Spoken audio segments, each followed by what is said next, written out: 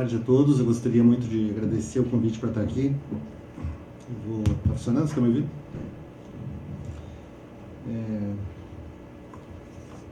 Os colegas de mesa aqui, o doutor Eugênio, o doutor Ricardo, eu vou chamar de colega o doutor Saulo, porque trabalhamos no mesmo espaço e almoçamos no mesmo bar, então já consideramos um colega. Eu queria fazer um registro de público, de reconhecer e parabenizar o Dr. Saulo pelo trabalho que ele faz na URGS. Como é bom ter o senhor como procurador na universidade. Não é segredo para ninguém que as relações entre as comunidades acadêmicas e as procuradorias institucionais não são sempre desprovidas de ansiedades, né? E na pessoa do Saulo, nós encontramos realmente um parceiro, realmente alguém extremamente qualificado, extremamente ativo, né? A apresentação e análise do trabalho que eles estão fazendo sobre o marco legal e a política de inovação é um exemplo disso, e que nos dá muita tranquilidade, né, de enxergar na Procuradoria realmente uma parceira que consegue nos indicar os caminhos para que a gente faça as coisas com consistência, com segurança jurídica, nos deixa muito tranquilos. É muito, muito bom trabalhar com o senhor. Eu espero que enquanto eu estiver na administração da universidade, o senhor esteja na Procuradoria, que realmente nós consideramos todos na administração da universidade a chegada do Saulo como algo que nos deu muita tranquilidade, muita segurança e muita qualidade no trabalho, nessa parceria com a Procuradoria.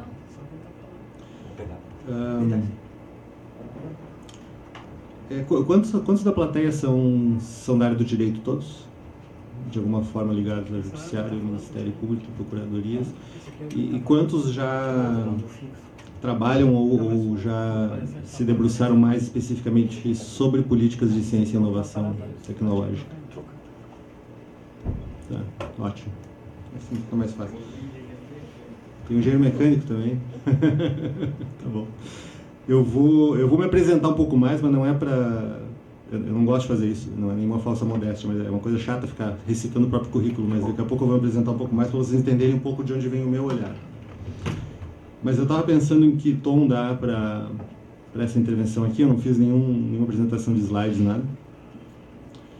O Saulo falou que não é professor e ele fez uma super aula, e foi uma super aula muito boa realmente sobre o marco legal. Eu que sou professor há mais de 20 anos, eu já não tenho muito mais paciência de ficar fazendo slide para tudo. Então, chega na hora e às vezes eu só gosto de falar. Mas...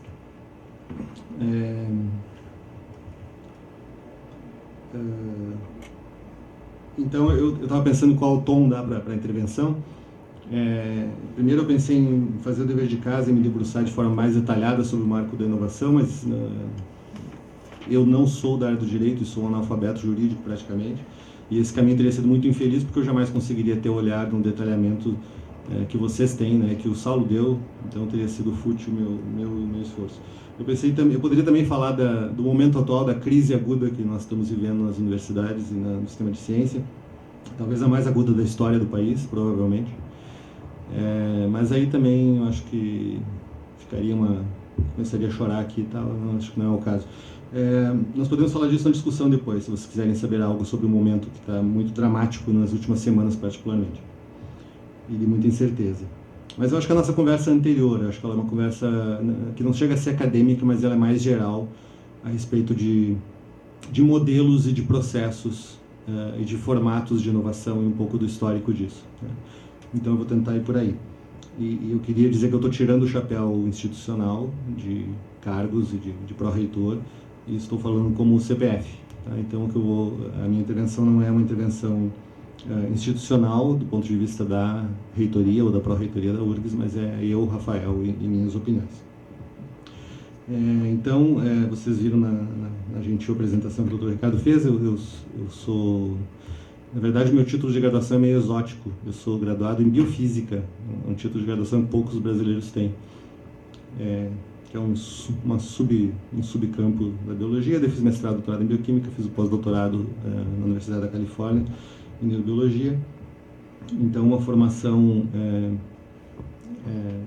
profissional classicamente de pesquisa biomédica, né, como a de vários colegas, muito semelhante. e andei por algumas instituições, estou há 16 anos na URGS, trabalho com ensino, pesquisa em câncer e sistema nervoso central, trabalhando no horizonte, né, de tentar achar tratamentos melhores para essas coisas. Mas em paralelo eu sempre tive uma atração pela questão do viés da inovação tecnológica. Então, como é que esse campo de trabalho e de formação poderia estar associado à inovação tecnológica? E acabei me envolvendo há muito tempo, desde já muitos anos já, em todo esse movimento de incentivo à inovação no ambiente acadêmico, em parceria com o setor produtivo. Então, antes do cargo atual na Pró-Reitoria, que é mais vinculado à gestão da pesquisa como um todo, de forma geral, como o Dr. Saulo falou, eu estive na vice-direção do Parque Tecnológico da URGS, antes fui de comissões de incubadora tecnológica em biotecnologia, fui mentor de várias empresas, startup de biotecnologia que nasceram vinculadas à universidade, vivenciei e participei, né, acompanhei como mentor a criação de vários empreendimentos desse tipo, coordenei projetos de inovação da FINEP, do SEBRAE, do CNPq, e também desde muito tempo, cerca de 10 anos, tenho uma atuação bastante intensa de assessoria junto principalmente a órgãos públicos federais vinculados a ministérios. Fui até o mês passado do Comitê Assessor do CNPq, sou do Conselho Superior da FAPERGS, inúmeros fóruns de assessoria de ministérios no nível federal e agências internacionais, inclusive, principalmente agências públicas federais de outros países. Assessoro a National Science Foundation nos Estados Unidos, além de órgãos na Áustria, Polônia, Israel e Inglaterra. Por que eu estou dizendo tudo isso? Porque o meu olhar é de alguém que está num lado da trincheira que é diferente de vocês. Nós estamos na mesma trincheira, eu acho, né, mas eu estou no lado que tem menos entendimento jurídico e mais entendimento, mas que tem que ter a parceria e o conhecimento que vocês proporcionam e a orientação que vocês proporcionam para poder militar profissionalmente na área do estímulo à inovação e a políticas públicas de ciência e tecnologia, e também tentando ter um pouco do olhar internacional. Bom, eu vou começar contando um caso específico. Eu acho que no direito vocês têm, né, os grandes processos, os grandes julgamentos que se tornam históricos e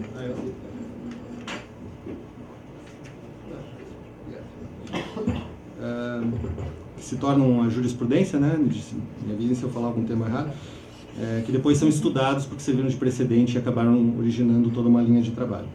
E nos modelos de inovação nós temos isso também, né? Então, é um caso internacional. Em meados da década de 1970, entre 74 e 76, é um caso da minha área, mas que serviu como modelo para várias outras áreas.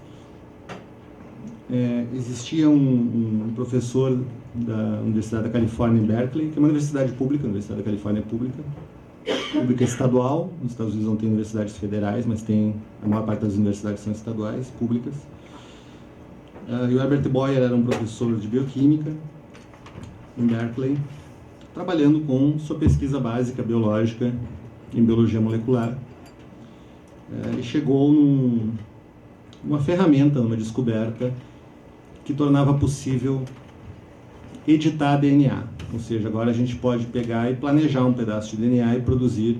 O DNA leva à produção de proteínas, né, e produzir proteínas, digamos, sob encomenda em quantidade maior. Tinha um potencial para isso, tecnologia DNA recombinante. Publicou isso nos seus artigos científicos, etc. Tinha sua atividade acadêmica normal, era um professor de universidade pública. E um dia bateu à porta dele um investidor do mercado financeiro mais jovem, chamado Robert Swenson. Eu vou adaptar um pouco os diálogos deles, mas foram mais ou menos o que eu vou falar. E o Swenson bate na porta do professor Boyer e diz: Tchê, olha só, esse negócio aí da tua pesquisa, será que não pode servir para alguma coisa? E o Boyer diz: acho que não. Estou fazendo pesquisa, é básico, é informação, é conhecimento para o mundo, publiquei o negócio. mas vamos fazer isso aí servir para alguma coisa para as pessoas. E o Boyer manda ele pastar seguidas vezes. Cara, eu sou professor da universidade, estou aqui, estou dando minhas aulas, estou fazendo minha pesquisa, estou publicando meus artigos, estou lendo meus papers aqui. Não enche meu saco com esse papo, né? E aí um dia o Swenson consegue convencer o Boyer a fazer aquilo que a gente faz quando quer realmente resolver um problema grave que está no impasse, que é levou ele para um bar tomar uma cerveja. E dessa conversa de bar, no final, o Swenson convence o Boyer: professor, vamos abrir uma empresa, porque o caminho para o conhecimento que o senhor produziu lá na universidade, a gente poder levar para alguma coisa útil para as pessoas, e a gente abrir uma empresa startup. E cada um colocou $500. Com esses $500 de cada um, com esses $1.000, eles fazem o equivalente à abertura de um CNPJ lá nos Estados Unidos, e se cria a Genentech, que é a primeira empresa de biotecnologia da história, no sentido estrito de biotecnologia. E a Genentech leva à criação da insulina recombinante. Todos os pacientes do mundo que usam insulina para tratamento de diabetes usam a tecnologia criada pela Genentech a partir da pesquisa do Boyer na Universidade Pública. E depois gerou várias outras coisas, né? Câncer de mama, um tratamento que salva a vida de muitas mulheres, que é o trastuzumab, o anticorpo monoclonal, foi criado por essa empresa também. Por que esse caso existe até, vocês podem ir no Google, existe uma estátua do Boyer tomando a cerveja com o Swenson, que é o momento do nascimento da indústria de biotecnologia internacional e de todo um modelo de inovação tecnológica numa mesa de bar, como muita coisa importante na história da ciência acontecia em mesa de bar em torno de cerveja. Por que esse caso se tornou histórico e importante? Porque ele inaugurou um modelo novo, ele revolucionou radicalmente os modelos de inovação tecnológica que existiam. Nós passamos a ter a figura do professor universitário da universidade pública fazendo atividade acadêmica, que se torna o fundador de uma empresa startup, que é o veículo para pegar a pesquisa acadêmica, eu chamo de libertá-la da esfera acadêmica e poder, libertando a pesquisa da esfera puramente acadêmica, levar ela à formação, à geração de uma inovação, ou seja, de uma solução melhor em termos de um produto ou serviço, de uma solução para algum problema que alguém tem, uma solução nova e melhor. Esse processo não foi livre de tensão por parte dos controladores do sistema e do sistema jurídico norte-americano na época. Porque, de repente, nós tínhamos o nosso professor de universidade pública, que era tecnicamente um funcionário público estadual do estado da Califórnia, que passa a dedicar seu tempo e parte do seu tempo de pesquisa para o desenvolvimento da sua própria empresa privada. E essa empresa privada não tinha sede própria, ela estava funcionando dentro do campus, dentro do laboratório acadêmico do professor. E, de repente, nós tínhamos lá um reagente, um produto de pesquisa que era da universidade, que estava sendo usado para um experimento que tinha interesse da pesquisa da universidade, da empresa recém-criada. Então, essa promiscuidade que acabou se mostrando positiva no sistema de inovação, ela surge ali e isso desperta questionamentos. Será que nós estamos desviando recursos públicos para fins privados, permitindo que isso aconteça? Como nós estamos falando de um cenário anglo-saxão, rapidamente se percebeu que todos ganhavam no final, permitindo essa promiscuidade. Ou seja, nós tínhamos uma pesquisa básica que poderia ter se tornado só um artigo, que se tornou um remédio revolucionário para pessoas do mundo inteiro, e isso representou uma aplicação de ciência concreta que levou a um ganho em saúde pública, um ganho econômico, proteção intelectual de um produto importantíssimo, uma atividade econômica, geração de riqueza, a universidade sendo remunerada de volta, e ninguém melhor para fazer a parte técnica dessa inovação no ambiente da empresa do que o próprio pesquisador que gerou essa informação do ponto de vista científico acadêmico.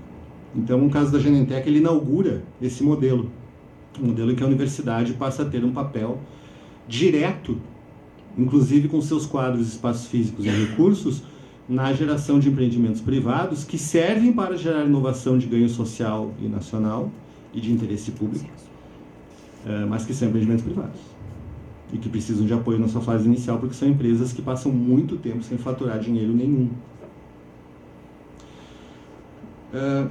Então, o caso da Genentech ele ilustra uma coisa que aconteceu. Hoje ela é parte da Roche, então é parte de uma grande indústria, que ela ilustra o ciclo de desenvolvimento, né? E o Saulo colocou muito bem a tríplice hélice. Agora a gente fala na hélice quádrupla com entidades da sociedade civil, que não são exatamente estatais, governamentais e tal. Mas a tríplice hélice é um conceito revolucionário porque ele coloca exatamente que para que haja alguma inovação, para que haja a criação de um produto ou serviço especializado, inovador, uma solução de um problema e um avanço em algum procedimento na sociedade e na economia, nós precisamos de vários agentes, cada um fazendo um papel diferente, e nós temos que ter todos. Nós precisamos do setor público. Então, nos países desenvolvidos, existe uma coisa aí que eu discordo um pouquinho do que o Saulo falou. A comparação não é quanto é investido pelo setor público em pesquisa e inovação, quanto é investido pelo setor privado. A questão é em que parte do processo cada um está investindo. Porque eles não estão investindo na mesma coisa. E nós precisamos que o setor público e o privado invistam em partes diferentes do processo e que os dois invistam algo em alguma parte do processo. Não existe nada dentro de um iPhone que tenha nascido sem pesquisa financiada pelo setor público. Nenhum componente do iPhone foi desenvolvido só pela iniciativa privada. Todos dependeram de ciência produzida pela NASA, pelo Departamento de Defesa americano, pela National Science Foundation americana, dinheiro federal. Inclusive a internet dependeu disso.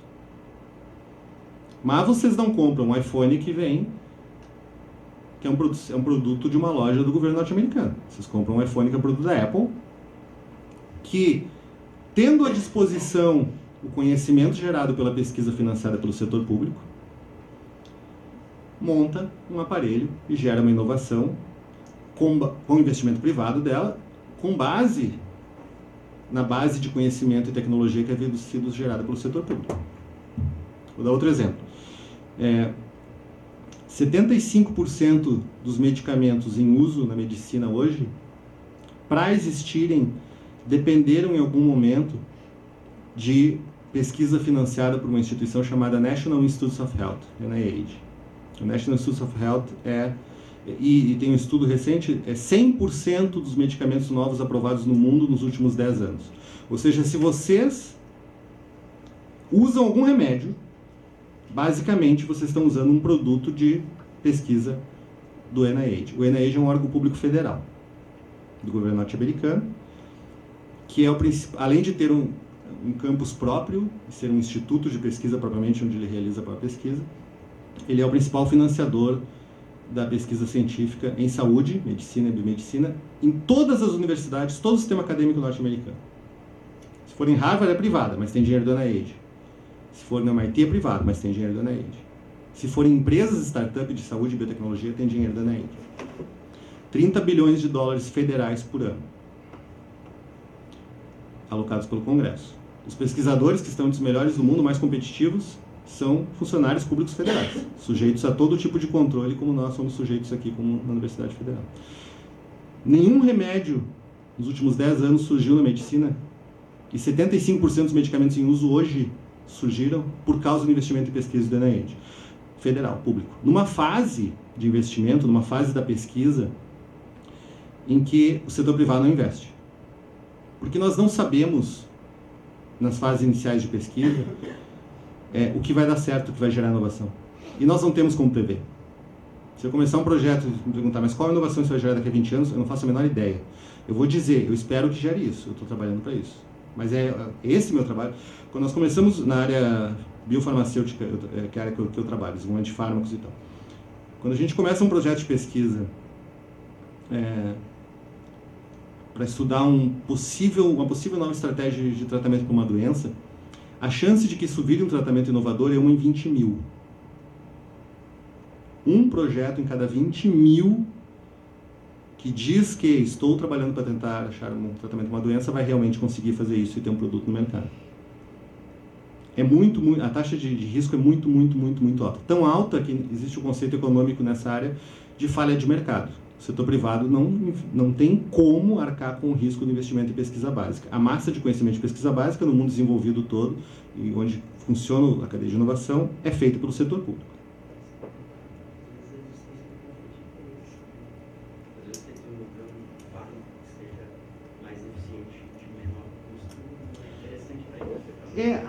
Até nesse sentido, vou dar um exemplo, tá?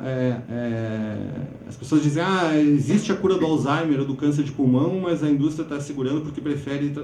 Não, se tivesse a cura de uma doença dessas, eles botariam no mercado, cobrariam os olhos da cara e teriam todo o interesse em vender. Não existe isso. Mas existem, eu trabalho com tratamento de câncer... Tratamento não. Trabalho com pesquisa para tentar enxergar no horizonte novas possibilidades de tratamento de câncer infantil. Câncer infantil não é enxergado pela indústria farmacêutica como algo interessante. Por quê? Porque ele é mais raro que o câncer adulto. Então, o câncer de criança não são doenças que tenham um tamanho de mercado suficiente, esse é um termo técnico, o tamanho de mercado da doença não justifica investimento privado. Ela não é lucrativa. Então, tem muito investimento privado em câncer de pulmão, mama, pele, mas não em tumores infantis. Esse é um exemplo. Então, às vezes, não existe justificativa. Não existe, o setor privado não chega no investimento em muitos pontos da cadeia de pesquisa. E aí entra em todo lugar que deu certo o investimento público maciço. Mas o setor público tem um papel limitado. Não é papel do NIH fazer a fase final de formulação dos remédios, botar numa caixinha e sair vendendo na farmácia. Não é papel da URGS, vocês não compraram um produto URGS. Se vocês comem aveia, vocês comem um produto de pesquisa da URGS. Quase toda aveia comercializada no Brasil é comercializada em cima de cultivares e com técnicas de plantio desenvolvidas com pesquisa da Faculdade de Agronomia da URGS. E isso é um dos royalties importantes da universidade. Não só ela, mas sim. Isso. Quaker, se vocês comem aveia Quaker, Dr. Acho que todas as marcas, vocês estão comendo um produto de pesquisa pública da URGS. Mas vocês não comem aveia URGS, vocês comem aveia Dr. Acho, Quaker. Ou seja, numa ponta, nós temos a fase de geração de conhecimento, com uma taxa de risco para investimento muito alta. Muitas vezes sem saber o que vai levar a uma inovação ou não. E aí tem que ter setor público, mas o setor público faz isso e não é quem vai finalizar o desenvolvimento das coisas e comercializar. Aí nós temos que ter o agente privado entrando e se alimentando daquela tecnologia. Ou seja, nós temos que ter a conversa meio público, acadêmico, científico, setor produtivo industrial. Agora, essa conversa não é sempre eficiente, porque uma universidade é uma instituição muito grande, muito complexa. Pergunta para o Saulo. Muito regulada, muitas vezes muito lenta, e muitas vezes ela tem que ser assim. Nós somos uma instituição pública federal de 50 mil pessoas. Maior que muitos municípios, com uma complexidade de ações, uma diversidade de atuação muito forte, muito grande. Uma grande indústria, eu vivia reclamando minha vida toda, minha carreira inteira, é muita burocracia na universidade, gente. Meu Deus, é difícil trabalhar, não dá para fazer nada. Como seria bom estar no setor privado? Até que eu conheci amigos meus que foram para a grande indústria farmacêutica e via a burocracia com que eles têm que lidar. Uma grande indústria é um bicho burocrático pra caramba também. E lento na decisão, e difícil de tramitar lá dentro. E aí tu coloca essas duas coisas para conversar. Funciona, tem que ser estimulado, tem que ser facilitado, tem que ser promovido. Mas não é uma conversa entre duas coisas complicadas. Cada um com seu papel, cada um com seu interesse, cada um com suas burocracias, seu processo. Agora, tem uma coisa no meio que facilita tudo, que é a startup. Porque a startup, ela não tem muito a perder, na verdade. Ela não tem muitas amarras, ela não tem muito tamanho, ela não tem muita gente, e ela está ali para o que deve é. Então, se vocês pegarem hoje, de novo no exemplo do setor de desenvolvimento de medicamentos, onde é que está o departamento de neurociência, que envolve psiquiatria, neurologia, ou de câncer, ou de doenças inflamatórias da grande indústria farmacêutica internacional fulano? Eles fecharam.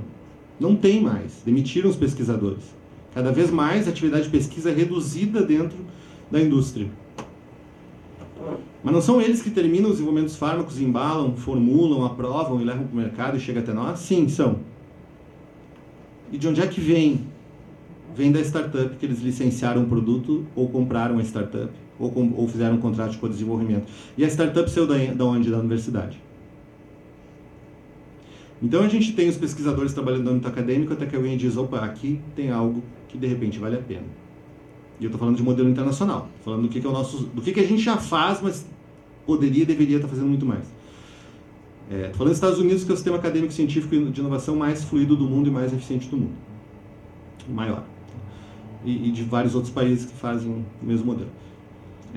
De repente, alguém na pesquisa acadêmica, um grupo de pesquisa lá numa universidade, geralmente com dinheiro público em qualquer lugar do mundo, disse, essa pesquisa tem potencial para virar algo que pode ser útil. E aí? De repente, o próprio aluno envolvido, o próprio pós-graduando envolvido, o próprio docente envolvido, diz, esse projeto se torna agora uma startup.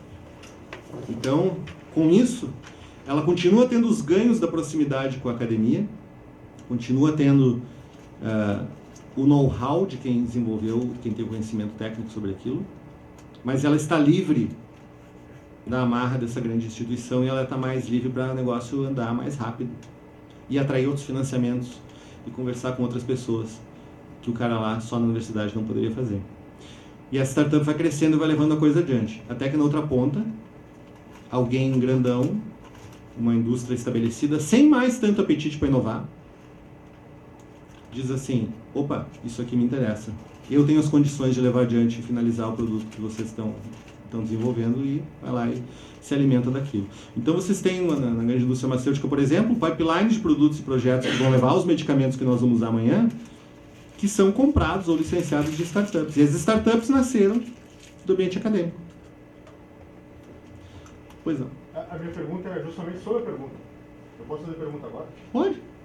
Vamos conversar. É justamente esse o aspecto que as universidades entendem que não seria necessária a utilização, por exemplo, de organização social como o MEC tem vendido ao público para fomentar ou alavancar essas ideias? Podemos chegar lá. Porque a rigor, né? Se uma organização social for... Alô, todos me escutam agora. Se uma organização social, né, for devidamente regulada, né, e no futuro, digamos, né, puder ser efetivamente aproveitada com toda a maleabilidade e muitas vezes que a Fundação de Apoio não tem, né, seria possível alavancar mais ainda essas iniciativas? É isso que as universidades têm dito que o MEC quer vender como uma novidade que na verdade já tem sido utilizada?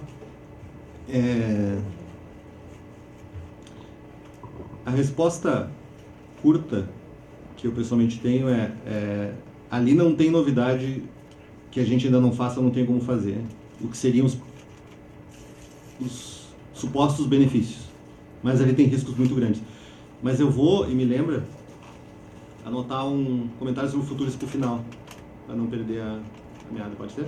Que é um outro tema. Mas então, essas startups surgem sem dinheiro. Né? E às vezes quando a gente vai mentorar aluno que está em processo de incubação de empresa, faz lá a maratona de empreendedorismo, faz a formação empreendedora da URGS, diz, mas professor, eu gostaria, mas eu não tenho um apartamento para vender para abrir uma empresa. Eu digo, mas não precisa. As pessoas não põem dinheiro, as pessoas captam dinheiro de terceiros. Quem são os terceiros que financiam o processo de inovação nessas empresas nascentes? E na área de biotecnologia, por exemplo, essas empresas ficam sem faturamento nenhum por 5, 10, 15, 20 anos. Com uma chance de sucesso de 1 em 100, 1 em 1000. A maioria morre sem chegar no produto. E sem realizar a coisa financeira de ser comprado por alguém. De novo, nós temos capitalistas de risco, nós temos, né, no sistema internacional onde isso é mais eficiente, fundos, etc., mas nós temos o poder público. O NIH é um grande financiador das startups de biotecnologia em saúde nos Estados Unidos com dinheiro federal. E por isso foi muito, muito, muito importante, foi revolucionário no sistema brasileiro. Nós podemos começar a pensar em inovação tecnológica. A permissão na lei de 2004 para que o poder público subsidie a inovação no setor privado. Então essas empresas precisam de ajuda, e muitas vezes a ajuda vem do poder público. E se criou um entendimento de que as universidades, inclusive as públicas, e as agências de fomento públicas, elas têm uma obrigação social de fazer ensino e formação de pessoas, elas têm uma obrigação social de fazer geração de conhecimento, como pesquisa, de forma talvez desinteressada de alguma aplicação ou realização econômica, mas elas têm a obrigação de fazer nas universidades sul-americanas e brasileiras o que a gente chama de extensão, que é atender diretamente a sociedade com serviços, né? Mas elas passam a ter a obrigação de promover o processo de inovação tecnológica nacional e de promover o desenvolvimento econômico do país. E como é que elas vão fazer isso? Estimulando a geração de inovação que pode levar, entre outras coisas, à criação de startups e estimulando a criação e desenvolvimento dessas empresas. Então nós passamos a ter os processos de incubação. No processo de incubação, tu pode chegar lá com o teu CNPJ, lá na Universidade Federal, por exemplo, e chegar numa das 3 principais incubadoras, por exemplo, tecnológicas que nós temos, e dizer, olha, eu quero participar de um processo seletivo, eu quero que o meu projeto de empresa startup seja avaliado quanto ao mérito, e se eu for aprovado, eu quero um espaço físico e quero acesso a algumas facilidades que está dentro da universidade me permite. E isso funciona. E quanto mais, eu acho que eu não vou fazer contraponto aqui, porque nós estamos afinados, tá? Mas eu vou tentar ser um pouco provocativo às vezes. Quanto mais promíscua for a relação, melhor. Porque a geração de inovação é mais eficiente.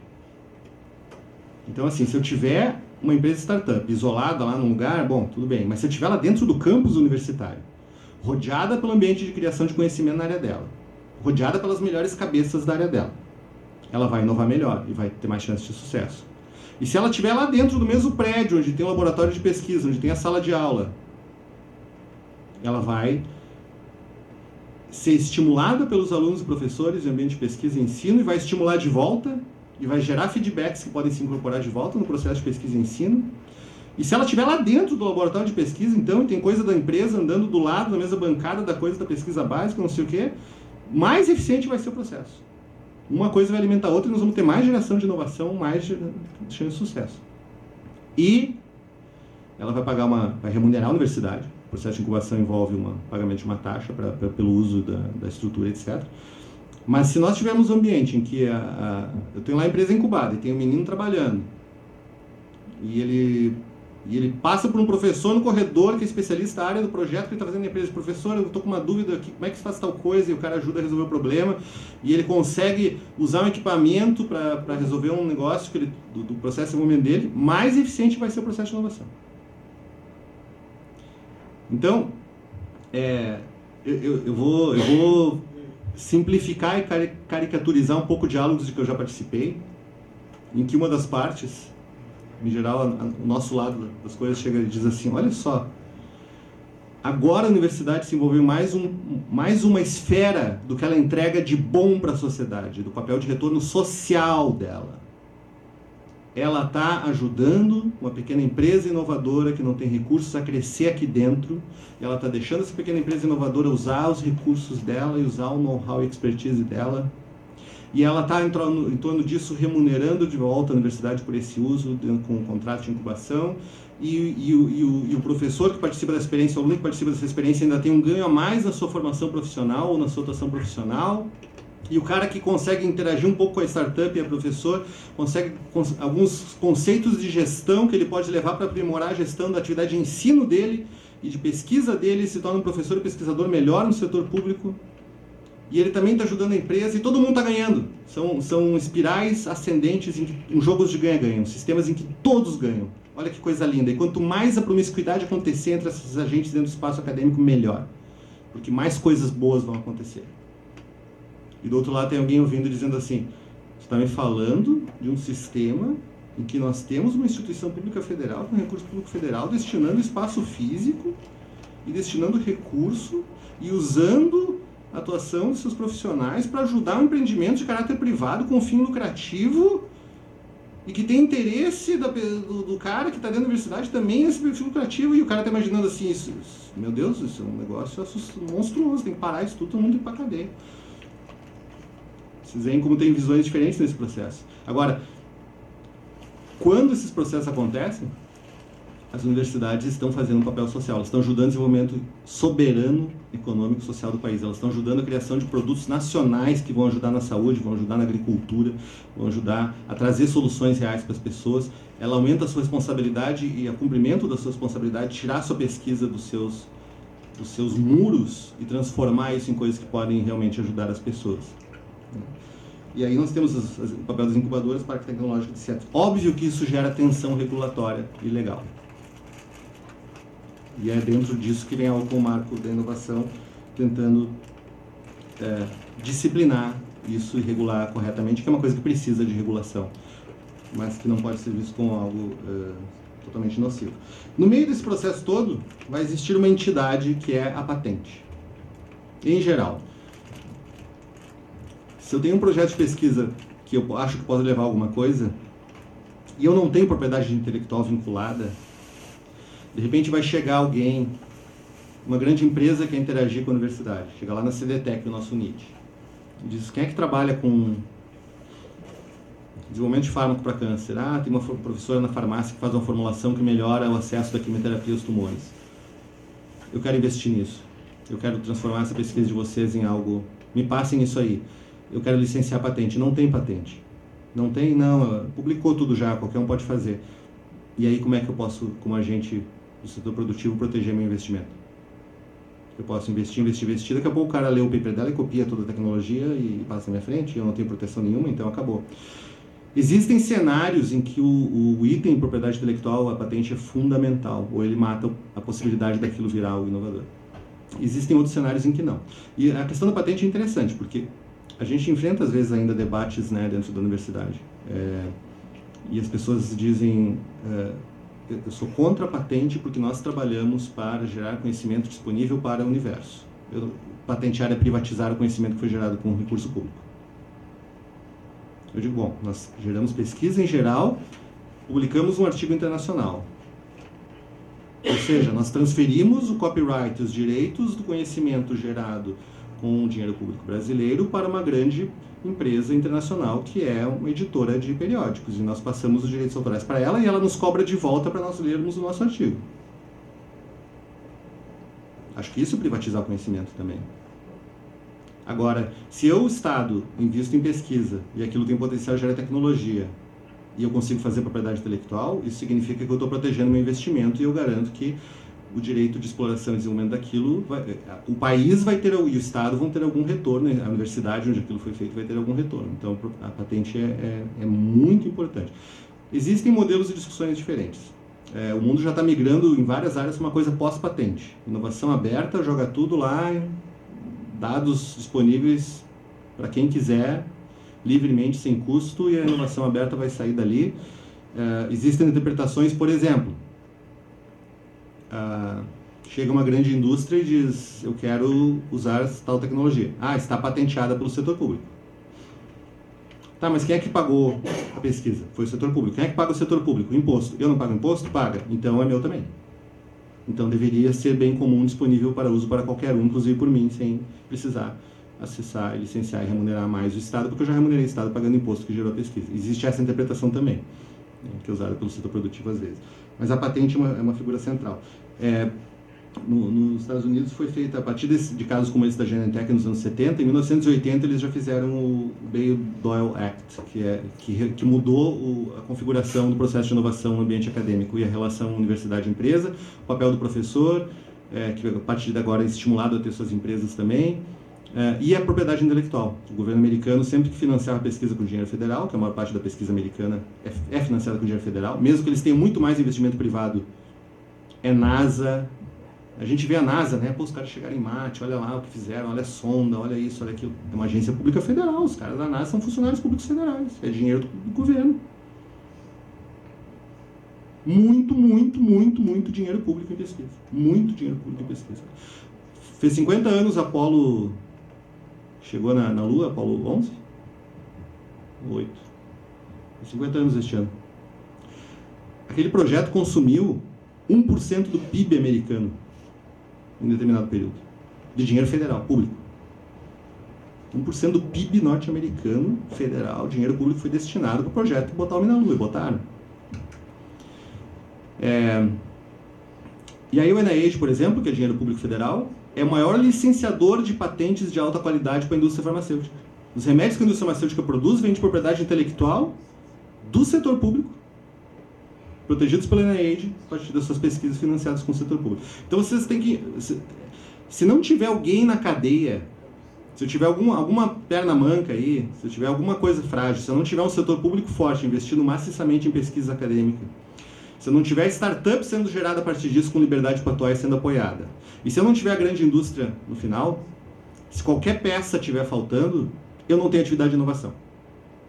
Eu tenho geração de novo conhecimento, eu tenho criação de produtos sem grande conteúdo de inovação, mas eu não tenho inovação radical, eu não tenho criação de novos produtos que tragam soluções inovadoras a partir de conhecimento gerado dentro do país.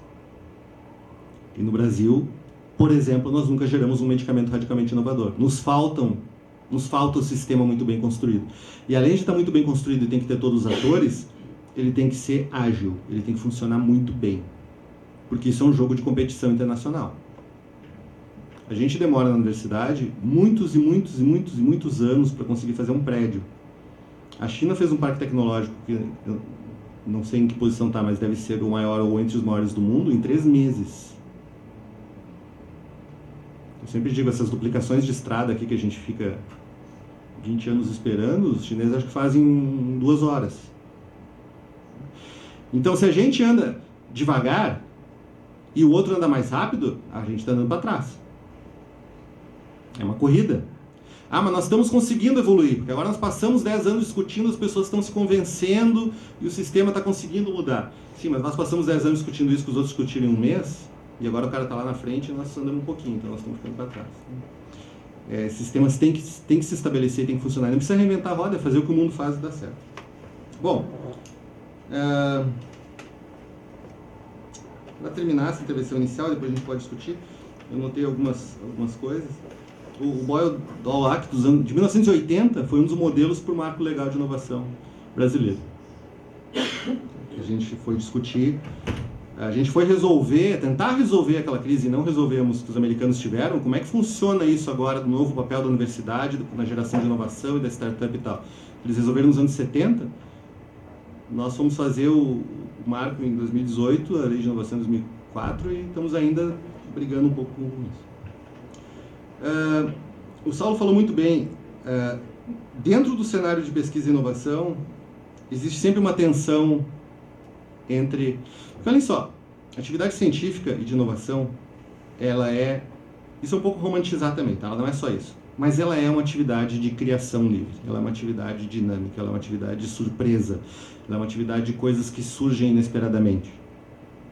Ela é uma atividade que não pode ser amarrada de liberdade intelectual e de mudança de caminhos.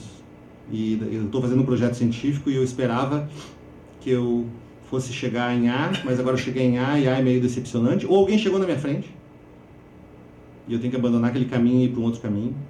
Ou surgiu uma coisa nova, uma informação nova que muda todo o cenário e agora eu tenho que ir para um outro caminho ainda, porque isso é que vai me levar a melhor aproveitar, por exemplo, um recurso público que eu tenho ganho para pesquisa, para gerar uma coisa boa. Só que eu estou fazendo isso dentro de um marco de serviço público federal,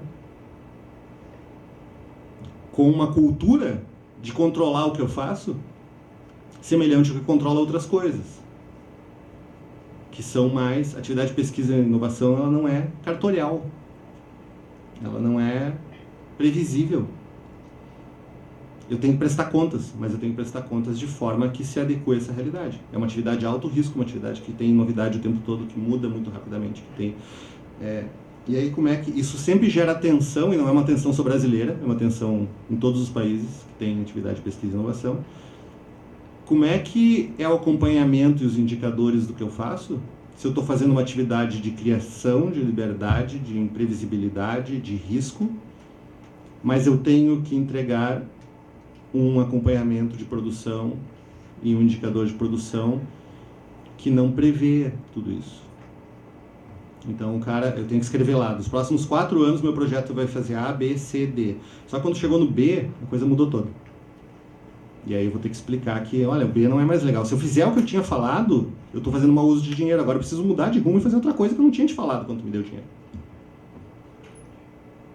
E isso gera tensão, né? Às vezes nessa coisa que o Marco trouxe, que o Saulo também colocou muito bem, das rubricas, a gente está lá e faz os orçamentos das coisas, e aí tu tem lá, pode usar 30% para capital material permanente, pode usar 70% para material de consumo, e nesse edital específico, por alguma questão regulatória ou legal, tu não pode usar, não pode contratar serviço. Legal. Aí eu ganho lá 1 milhão. Aí eu compro um equipamento de 250 mil importado, que só eu tenho no Brasil, que vai ser referência nacional. Aí o negócio quebra e eu preciso pagar 500 pila para alguém consertar. E eu não tenho verba de serviço. E fica lá parado. E eu tenho 700 mil na conta. Tem um negócio que eu trouxe que é revolucionar o cenário, que eu paguei 250 mil reais. Só que eu precisava 500 pila para consertar ele. Ou para instalar. Ou para atualizar. E eu não tenho. O bom uso do dinheiro público seria, me deixa usar 500 ou 1.000 ou 2.000 ou 50 mil para consertar o negócio. O mau uso do dinheiro público é seguir a rubrica. Então essas coisas existem. Atenção, a licitação, eu chego a suspirar. Porque a gente que está lá na linha de frente, eu sei que tem um fornecedor A, um produto muito típico que a gente usa diariamente, anticorpo. É um anticorpo. É um produto biotecnologicamente muito sofisticado. Eu sei que tem um fornecedor A que tem um anticorpo. Eu sei que tem um fornecedor B que tem o mesmo anticorpo pela metade do preço. Eu sei que o do A funciona e o do B não. Se eu comprar o do B, eu gastei metade do dinheiro e não serviu para nada. Se eu comprar o do A, eu gastei o dobro do dinheiro, mas serviu. Eu consegui chegar no resultado que eu tinha prometido. O que é o bom uso do dinheiro público? Então, a atividade de inovação, ela deveria ser vista como algo que tem suas peculiaridades e deveria se trabalhar com regras específicas. E ser trabalhada com questão de segurança nacional. Investimento público em ciência e tecnologia é questão de soberania e de segurança nacional. Então, talvez as regras tenham que mudar. Existem áreas do setor público em que as regras são diferentes. Por que não? Quando é que vocês leram no Diário Oficial os nomes de quem foi empossado como agente secreto na BIM? Ué, mas e a lei da transparência? Não tem que ter acesso ao nome do cara? O cara é funcionário público? E agora? É uma situação especial. A ciência e a inovação tem muitas situações especiais. E coisas como o Marco Legal vieram. Nós comemoramos muito como comunidade científica, né, envolvida em política científica, em realização de ciência e inovação, quando o Marco Legal foi aprovado. O decreto foi muito comemorado pela SBPC, pela Academia Brasileira de Ciências, pela comunidade como um todo. Mas algo acontece no Brasil, porque vocês viram a apresentação do Saulo, aquilo ali é uma poesia para mim. O Marco Legal é um negócio assim, meu Deus, eu quero morar nesse país. Eu preciso morar nesse país, que tem essa lei. Eu sou pró-reitor de pesquisa da universidade, que é número 1 em pesquisa federal no país. Eu fui vice-diretor do Parque Tecnológico da mesma universidade. Eu deveria, eu acho, ter o Marco Legal como instrumento de trabalho diário. Não tenho. Eu li o Marco Legal uma vez quando o decreto saiu e fui ler hoje de novo porque vinha para cá. A coisa não... As universidades podem ter participação nas empresas, startups. Quantos casos tem no Brasil? Os NITs podem ter uma configuração diferente, porque quantos casos tem no Brasil? A coisa, por algum motivo, não anda. O cenário real não é de... A gente não sente segurança jurídica para fazer o que o Marco Legal diz. A gente sente insegurança jurídica. A gente pode chegar ali na frente e ter uma interpretação que criminaliza uma atividade de inovação. Essas coisas parecem que por alguma razão não pegam como deveriam pegar. Porque eu não sei qual é o problema. Aí vocês têm que me explicar se são interpretações, se é o tempo, o decreto de 2018, ano passado. Mas parece que mesmo tendo supostamente a lei colocada e uma pretensa segurança jurídica, isso não acontece no mundo real. Não é o que a gente ouve de muitos operadores de direito quando está lidando com esses processos no dia a dia, que vem questionar essas ações todas que estão supostamente contempladas legalmente. Para terminar a questão do Futurice, eu acho que no fim assim, antes do Futuris. Tá todo... O que eu ia dizer quando fui me apresentar é dizer assim, eu venho de um mundo diferente de vocês, mas é muito, por isso mesmo, é muito importante um espaço como esse. Poder estar aqui e poder conversar, né, e entrar no ambiente de vocês, porque essa conversa é muito, muito, muito, muito, muito necessária. E no fim, eu acho que se existem alguns conflitos, são falsos conflitos. Nós somos todos agentes a serviço de um país, a serviço do Estado brasileiro, a serviço do interesse nacional. A maior parte de nós, agentes públicos, servidores públicos, e estamos do mesmo lado. Todo mundo quer um país mais desenvolvido, mais justo socialmente, mais desenvolvido economicamente, com mais remédio, com mais produto, com mais empresas vencedoras, com mais universidade, com mais pesquisa, com mais setor público, com mais tudo, né? Nós estamos trabalhando do mesmo jeito, cada um com as suas o mesmo objetivo. E nós temos que ter uma compreensão do mundo do outro. Rapidamente sobre futuros, depois o colega tem a pergunta. A minha impressão pessoal... Ele é um programa que diz assim, ele está sendo vendido da seguinte forma: isso vai permitir que as universidades façam inovação, empreendedorismo, etc. Internacionalização. Bom, a gente faz muito. Pode fazer mais? Pode. Como é que o futuro se nos ajuda a fazer mais? Não tenho a menor ideia, porque não tem nada ali que nos ajude a fazer mais. Não tem nada que diga, vamos promover que aumente o empreendedorismo através de tal medida, vamos promover que aumente... Então, o lado que está sendo vendido como lado positivo, de avanço, é uma coisa que a gente já faz, e se não faz, não é porque não tem futuro, se não faz mais, não é porque não tem futuro, é porque ou é questão de investimento, ou é questão de marco regulatório, ou é questão de órgãos de controle, mas não é porque o futuro vai estar trazendo alguma ferramenta que nos ajude. O cerne dele é a questão da OS. Ele é um projeto, ele não é nem projeto, porque ele é muito superficial para ser um projeto. Vocês leram aquele negócio? Aquele é um projeto de governo? Eu li, não é um projeto.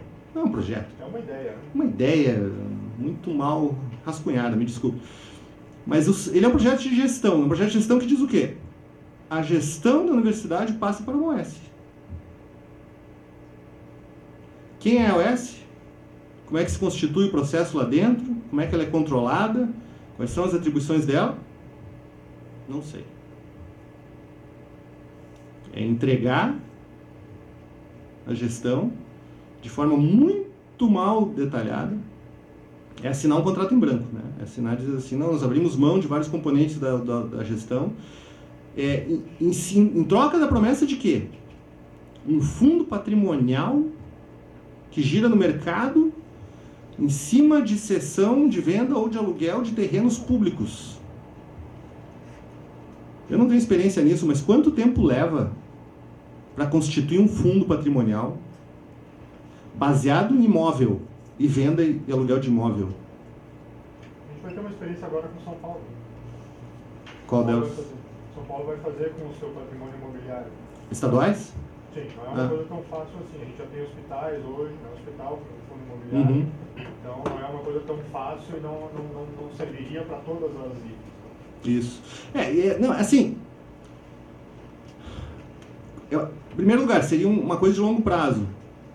Qual é o risco envolvido no fundo imobiliário? Eu não sei, eu não tenho conhecimento do mercado disso. Isso vai girar no mercado financeiro. Prevendo que ele vai ser constituído, inclusive, por alienação de bem público. Eu não sei do ponto de vista jurídico, mas me digam se pode ficar alienando patrimônio permanente, né, fixo, público, para jogar num fundo que vai gerar no mercado financeiro, que pode dar certo ou dar errado, falir, ou ganhar ou perder. E é isso que vai ser o financiamento da educação superior pública? Eu acho um negócio meio bizarro, assim. Não tem como concordar com aquilo da maneira como está desenhado. No lançamento, né, agora os professores poderão, né, ter direito a serem remunerados pelas suas atividades de inovação, não sei o que. Aí tu vai ler o que estava no texto, o texto diz assim, se o docente da universidade... Primeiro tem o marco da inovação. O Saulo expôs para vocês. O que seria uma ampliação de direitos, benefícios, coisas positivas, já está ali, não precisa do Futuris. Aí tu vai ler o texto aquele do Futuris e diz assim, se o professor receber um prêmio, ele não precisa recusar, pode ficar para ele.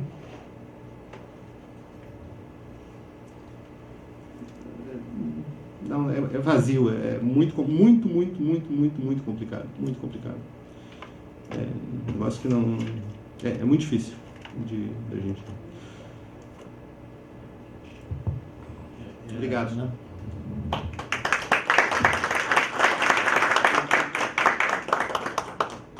Na verdade, professor, não é uma pergunta, é até importante da plateia falar em fundação de apoio. Eu sou da Fundação Médica do Rio Grande do Sul, que é a Fundação de Apoio tanto à URSS e Fundação de Apoio ao Hospital de Clínica. Sou envolvido e grande fã da Fundação Médica.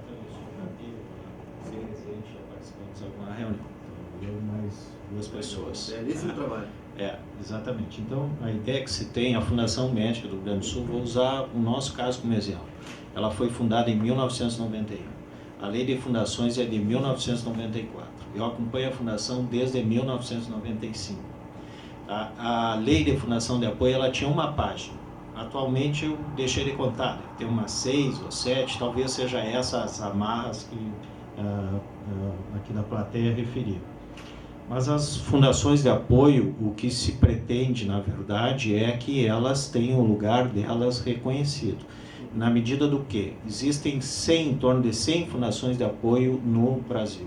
São girados em torno de 5 bilhões de reais de recursos pelas fundações de apoio. Todo o valor que é arrecadado, ele é reinvestido no próprio fim estatutário da fundação, quando o seu superávit não reverte diretamente à instituição apoiada, ou a Universidade Federal, no nosso caso, ou o Hospital de Clínicas. A gente desenvolve a pesquisa clínica lá no Hospital de Clínicas, desde o seu início, né? Temos relacionamento tanto com órgãos públicos, pesquisa pública, pesquisa privada, pesquisa com órgãos internacionais. Então, essa questão que vem agora do futuro, que nos causa até estranheza, a gente, em princípio, como fundação, a gente não pretende simplesmente criticar por criticar. A gente quer participar, né? E isso me parece que até já houve manifestação do secretário do SESU, no sentido de incluir as fundações de apoio. Então, as fundações de apoio, até esse marco legal, para vocês terem ideia, eu fui diversas vezes, semanalmente, a Brasília, bater de porta em porta de deputados, depois de senadores, independente de partido, levando folder, dizendo quem somos, o que fazemos, dizendo da necessidade desse marco legal, e conseguimos conquistar. Tem dispositivos legais aí que nós participamos da redação, inclusive. Então, dizer assim, tem uma ideia, a meu ver, equivocada, de que as fundações de apoio existem amarras. Se a legislação, com todas as amarras que foram colocadas, a gente conseguiu efetivar alguma coisa, imagina na medida que o marco legal que tirou muitas, né, e nós já temos um novo projeto de lei de fundações de apoio para retirar as amarras por vez. Então, não vejo, né, que elas sejam simplesmente escanteadas, porque já existe um know-how, a gente já executa isso aí há mais de 30 anos, né, que tem antes de ser fundações de apoio, outras fundações já apoiavam a Universidade Federal do Rio Grande do Sul. A fundação mais antiga é a FLE, que é a Fundação Luiz Engler, foi fundada em 1966 e atua na parte da engenharia, sempre na parte de pesquisa.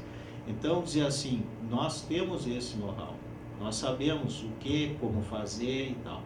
Essas OS a gente não sabe de onde vem, né? Fora esse marco regulatório que existe das fundações de apoio, nós temos ainda o Ministério Público, a quem nós prestamos contas, né? Somos fiscalizados e tal, que a OS não tem. Normalmente elas têm uma figura de natureza jurídica associativa, né? E visam efetivamente o lucro. Quem disser que é o contrário, que é sem fim lucrativo, não. Então, é só fazer essa consideração, né, mais a título de esclarecimento, né, porque foi referido que as fundações não teriam condições. Elas têm e têm muito, e pretendem. Né, se for através do futuro, se ele for melhorado, tudo isso aí que foi dito com uma grande novidade, a gente já faz junto com as universidades há muito tempo. As fundações são fundamentais, a gente só consegue fazer muita coisa por causa da existência delas, né? E realmente, se eu tiver que escolher, a Fundação Médica é um grande exemplo, o que traz de retorno, o que traz de apoio de gestão de projetos, Vários colegas chegam na pró-reitoria e dizem, pô, mas meu colega norte-americano, ele tem um escritório de projetos que faz gestão financeira, nós não temos, vocês deviam ter. Ele diz, olha, a Fundação de Apoio faz isso. Chegar, né, nos projetos que podem ser administrados pelas fundações, a Fundação Médica faz isso muito bem. O que traz de retorno em termos de captar e gerar capital que retorna, nossa pró-reitoria de extensão tem apoio muito importante da Fundação Médica, vários eventos que a gente faz, e da FAURGS. Agora nós temos um edital na rua interno, né, com o esgotamento das agências federais, de R$2 milhões para apoio à pesquisa de docentes recém-ingressantes na URGS. São 2 milhões que vieram do recurso gerado pela FAURGS. Sem a FAURGS nós não teríamos esse dinheiro e não poderíamos dar esse apoio que reveste em pesquisa acadêmica. Então, eu não troco as fundações por nenhuma OS misteriosa que está prevista lá.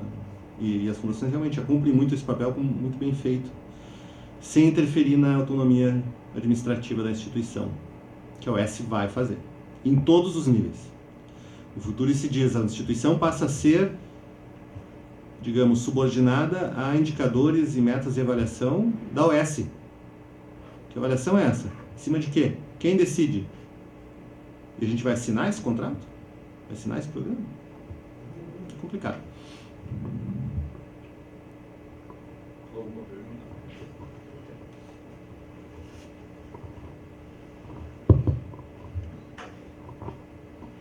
Boa tarde a todos. Eu me chamo Marcelo Pazetti, sou advogado, não sou servidor.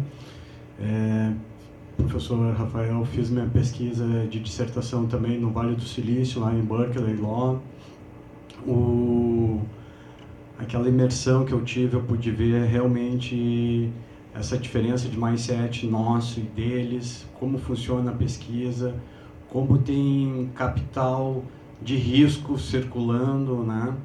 Então, a minha colocação aqui é nesse sentido. Esse marco legal apresentado hoje, eu acho que tem que ser trabalhado também com a lei do bem, que são incentivos fiscais para pessoas jurídicas privadas, né? Que vai trazer esse incentivo, que vai trabalhar junto com esse marco legal.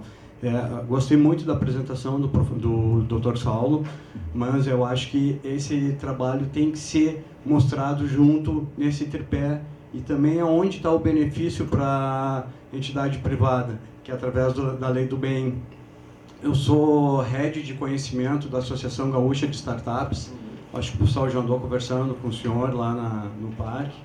Nós fazemos mentorias junto com a Ana Beatriz Michels, que é a professora do Parque Zenit lá. É sensacional o trabalho que a professora Ana Beatriz faz com os alunos de quartas de empreendedorismo e outros trabalhos nesse sentido.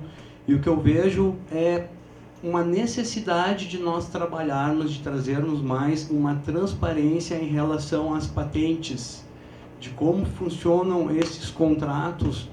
Essa proposta do professor Saulo, do Dr. Saulo, se seria possível trabalhar esse material junto aos alunos, junto aos pesquisadores, porque eu vejo um certo desconhecimento dos alunos em relação a como funcionam os contratos de patentes, porque eles fazem algumas simulações, mas tem algumas startups ali, as mentorias que a gente participa, e tem algumas startups que já estariam maduras para sair para o mercado ali. É sensacional realmente o trabalho que a professora Ana Beatriz Michels desenvolve lá junto com os alunos. E eu gostei muito das colocações de hoje à tarde e fico à disposição também. Obrigado. Os contratos eu vou deixar para o Saulo, tá? Mas eu não entendi a relação entre o amadurecimento da startup e a patente. Não, que o pessoal não tem esse conhecimento de como funciona a patente, desses contratos, se é possível fazer essa cessão, se é uma cessão definitiva, qual é o prazo do contrato, que eu vejo que há uma certa... não tem essa maturidade em relação quando chega nessa fase das patentes, porque isso fica mais pelos pesquisadores, pelos professores, doutores, que teriam as patentes em seu nome, né? Então eu gostaria de conhecer melhor isso, até para conseguir trazer esse link de investidores junto às startups e ter uma maior transparência de como funciona isso. Tá, assim, eu vou deixar para o Saulo complementar, mas o órgão de patentes é o NIT lá, é a Secretaria de Desenvolvimento Tecnológico. Eu tenho 8 depósitos de patente e já participei de transferência de tecnologia e tal. E de criação de startup, que foi licenciar patentes que tinha lá. Eu posso te dizer que a universidade tem todo o interesse em transferir a tecnologia. A patente é um passivo financeiro. Ela é um item de propriedade intelectual do portfólio da instituição, isso é importante. Olhem só, na atividade de inovação... Ela é um ativo, mas é um passivo financeiro, se ela não for transferida. Ela gera custo, muitas vezes fica lá sem... Que faz parte do jogo. E de manutenção, faz parte do jogo. Vejam só, um parêntese. Se tem que ter setor público, pesquisa acadêmica, ciência pura, numa ponta, e setor privado na outra ponta, e os dois conversando, e governo nessa tríplice hélice para que haja inovação no país, no Brasil, a perna capenga não é acadêmica. Nós somos o 13º, 15º produtor de ciência no mundo internacional. Nós temos, apesar do que dizem, padrões de impacto e de citações competitivos internacionalmente, mas nós não temos um setor privado altamente sedento. As startups estão mudando isso, mas o setor privado estabelecido, indústria tradicional, não é sedento por inovar no Brasil. Não tem um apetite enorme por inovação. Falta o conhecimento da lei do bem. Aquela lei do bem, pelo que eu sei, os empresários dizem que ela acabou criando amarras também, não tenho detalhamento disso. Mas olha só, das 10 instituições que mais depositam patentes no Brasil, se a gente tomar a patente como uma métrica de inovação tecnológica, 8 são universidades, 2 são empresas. E das 8, 7 são públicas. Ou seja, a principal instituição produtora de propriedade intelectual em tecnologia no Brasil não é a empresa brasileira, não é a indústria brasileira, deveria ser. É a universidade pública brasileira. Até isso a gente tem que fazer mais do que o setor privado brasileiro. A gente faz mais do que o setor privado brasileiro. Mas fechando parênteses, eu sei que a universidade tem todo o interesse em transferir a tecnologia às patentes e ela trabalha com um cálculo, inclusive, de valores de cessão que ela não deixa de ser remunerada, mas ela trabalha com a ideia de estimular o licenciamento para desenvolvimento, ou seja, os custos são baixos. Mas como é uma instituição pública federal, e aí que eu vou passar para o Saulo, ela tem que seguir algumas coisas. Por exemplo, eu acho que para a sessão exclusiva tem que ter oferta pública. Tu tem que licitar. E aí muitos parceiros privados chegam e dizem, como assim licitar? Eu vim aqui oferecer dinheiro pela tua tecnologia. Não, eu vou ter que botar no diário oficial publicamente que eu estou oferecendo essa tecnologia para quem quiser. Não posso te ceder. Muita gente sai correndo daí. E isso é uma das amarras legais que a gente está submetido por trás no framework federal. Até nesse aspecto da oferta, o marco legal foi, digamos assim, generoso ao permitir que essa oferta seja feita não através dos meios vetustos, digamos assim, de publicação, como diário oficial e tal. Ela permite hoje a oferta, por exemplo, no sítio eletrônico da ECT e tal. Agora, especificamente sobre a questão da proteção patentária e da transferência de tecnologia, né, e da transferência dessa patente, eu acho que é muito interessante que exista um estímulo contínuo de aperfeiçoamento enfim, de tornar mais próximo mesmo da comunidade acadêmica todo esse processo, né, de proteção da propriedade intelectual. Eu sei que a CDTEC faz muito bem esse trabalho lá na URGS, e a URGS tem regramentos internos que indicam como deve ser tratada essa questão em relação aos docentes, em relação aos discentes também, aos estudantes, e garante a eles, inclusive, da exploração dessas patentes um produto, né? Ou seja, um valor, né, dos royalties que são obtidos, por exemplo, num licenciamento de uma patente. Existe uma distribuição, né, desses royalties interna na universidade, e uma parte deles vai para os docentes, os discentes envolvidos naquela criação, né? Eu até me coloco aqui à disposição, já falo para o professor Rafael aqui, se houver interesse lá também por parte da CDTEC de fazer essa aproximação assim, com aqueles que estão produzindo conhecimento e produzindo tecnologia dentro da universidade, enfim, e torná-los talvez mais familiarizados com a legislação de proteção patentária e com os instrumentos de transferência de tecnologia. Assim, só para... A universidade é a titular institucional, né, a proprietária da patente. Se for uma cooperação com outra instituição ou empresa, e isso tiver sido preferencialmente previsto antes, existe uma cotitularidade, pode haver divisão. Então essas são as instituições proprietárias que, em última análise, decidem o futuro da coisa. Eu, como docente ou servidor ou aluno da universidade, se produzir aquilo nessa relação com a universidade, pela lei de inovação, a propriedade intelectual pertence à universidade. Eu tenho direitos de inventor, e aí toda a equipe que trabalhou tem direitos de inventor. Se houver licenciamento e remuneração, é 1/3 administração central da universidade, 1/3 inventores e 1/3 unidade acadêmica que produziu. Essa é a distribuição do retorno financeiro. Assim como no caso de bolsas de pesquisa concedidos por uma fundação, como a Fundação Médica, em cima de um dinheiro captado do setor privado, o pesquisador pode ser docente, aluno, etc., e vai uma parte que a fundação remunera a universidade e a instituição de origem do pesquisador. Eu abri aqui, dia 3 de setembro, uma terça, daqui a 2 semanas, tem um evento sobre propriedade intelectual da URGS, no prédio Centenário, na Escola de Engenharia. Está lá no Facebook da CDTEC, às 14 horas. Provavelmente é um fórum interessante para esclarecer essas coisas. E quanto assim, quais patentes existem e estão disponíveis, a gente tem a vitrine tecnológica. Tem um site só para isso. Vitrine tecnológica da URGS, tem toda a propriedade intelectual da URGS, tem videozinho, tem texto didático, tem de busca por área, tem de onde veio, o que é, está tudo ali. Está disponível para empresas e parceiros.